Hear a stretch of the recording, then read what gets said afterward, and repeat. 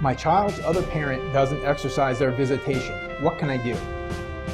Hello, I'm Ed Hecht, and I'm a Georgia divorce and child custody attorney. I'm also a single divorced father of 2 children. I personally know what it's like to deal with these kinds of family law issues, and I'm passionate about helping others get through them as well. As I discussed in a separate video, when parents of minor children divorce, or when a child is legitimized and the parents do not live together, there is a parenting and visitation plan that is put into place to spell out the custodial arrangements for the children of the relationship, where they will live, when they will spend time with each parent, how holiday and parenting time and visitation are dealt with, and other areas as well. In some circumstances, a non-custodial parent who has a right to visit with the child doesn't exercise all of their visitation and may not even give notice of their intent not to exercise their visitation. In other words, they may just flake out.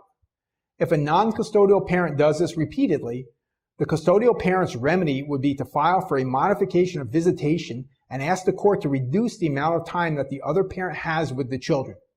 Children are aware of their visitation schedule with their parents.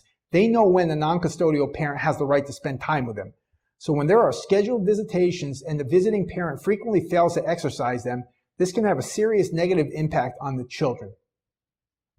For example, if a parent has the right to spend time with the child every Wednesday and every other weekend, but usually skips one of those weekends each month, then the other parent might file a modification action and ask that the court reduce the other parent's visitation privileges on the grounds that they are hurting the child. The reasoning for this action is that it is against the best interest of the child for a parent to create the expectation that they will see the child and spend time with them and do things with them, and then continually disappoint the child.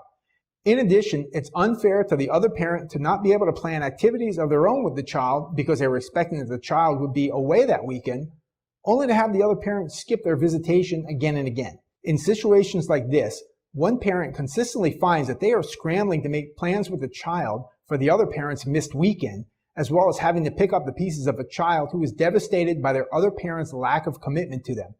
So by reducing the other parent's visitation time, dialing it back a notch for a while, now the child and the other parent can make plans together and not be disappointed or caught off guard. I deal with these kinds of family law issues all the time in my practice, so call me at the number you see on the screen and we'll talk about your questions.